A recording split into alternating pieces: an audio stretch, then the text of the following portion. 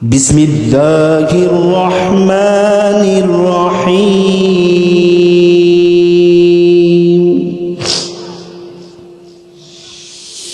লাউ আনজালনা হাযাল কুরআন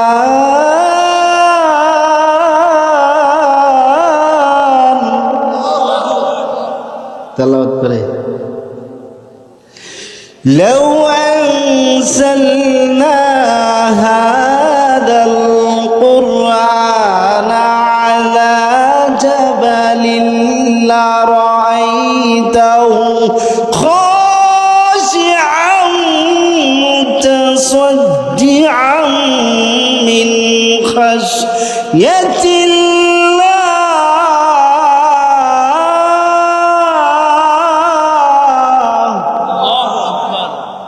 আমি তো কার হিসাব না সুন্দর করে ভাল লাগছে, মজা লাগছে।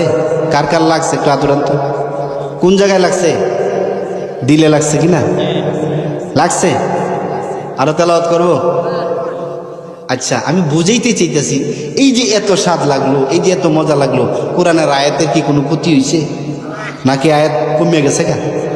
ডাক দিয়া বলে, রে পাদ্রী, আল্লাহ রাব্বুল আলামিন আমাদেরকে কোরআনুল কারীম দান করেছে মাত্র 30 পারা কোরআন, 6666 আয়াত আছে, 114টা সূরা আছে।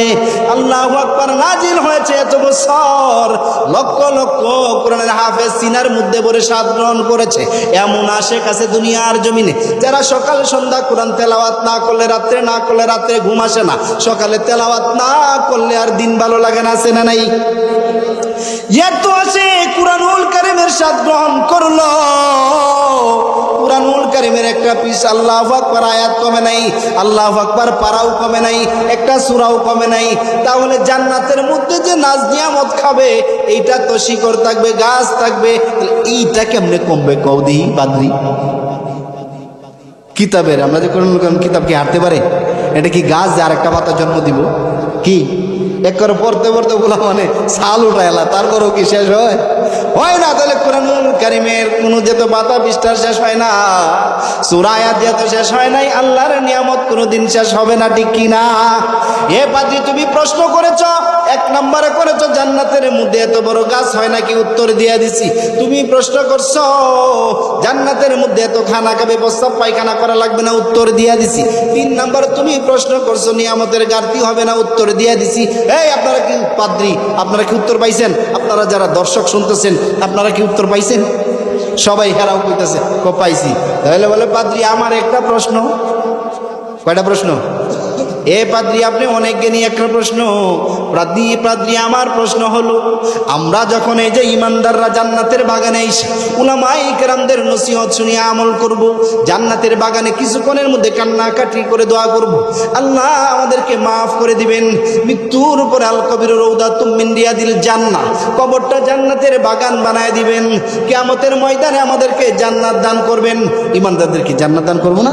জান্নাতে যখন আমরা যাব, আল্লাহ রাব্বুল আলামিন জান্নাতের বিশাল বড় গেট বানায় রাখছে, ওই গেটকে সাজাবে। এ পাদ্রী, আপনি বলেন ওই জান্নাতের গেটের মধ্যে কি লেখা থাকবে? প্রশ্ন হলো, আমরা যে জান্নাতে যাব, ওই জান্নাতের গেটে কি লেখা থাকবে? তখন আর পাদ্রী চুপ হয়ে গেছে, উত্তর দেয় না। ইহুদিরা ডাক দিয়ে বলে, পাদ্রী সারা বছর আপনার বয়ান শুনি, মানি। মুসলমানের বাচ্চাকে 3টা প্রশ্ন করছেন, উত্তর দিয়ে দিচ্ছে। এখন মুসলমানের বাচ্চা একটা প্রশ্ন করছে, চালু করে উত্তর দেয়া আপদ। আপদ আমরা কই না যে আপদ দূর কর, মানে আমাদের প্রবাদে গ্রামের একটা বলে আপদ দূর কর। মুসলমানের বাচ্চা আপদ হয়ে গেছে, ওটা চালু করে বিদায় করে। তখন আল্লাহু আকবার, পাদ্রী কান্নাকাটি শুরু করলেন। বাবারে, তোমাদের সামনে বছরের পর বছর বয়ান করতে করতে দাড়ি পাইকা গেছে, আমারে মানছো, এখন যদি মুসলমানের সন্তানের জুনাইদের প্রশ্নের জবাব দেই, মানবেন? বলে মানব।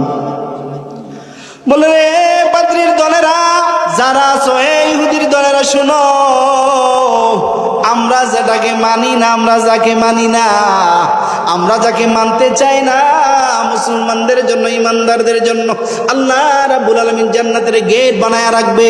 ওই গেটের মধ্যে লেখা থাকবে, লা ইলাহা ইল্লাল্লাহু মুহাম্মাদুর রাসূলুল্লাহ সাল্লাল্লাহু আলাইহি ওয়াসাল্লাম। সঙ্গে সঙ্গে ইহুদি সহ আল্লাহু আকবার হাজার হাজার ইহুদিরা এবং পাদ্রী কালিমা পড়ে মুসলমান হয়ে গেছে।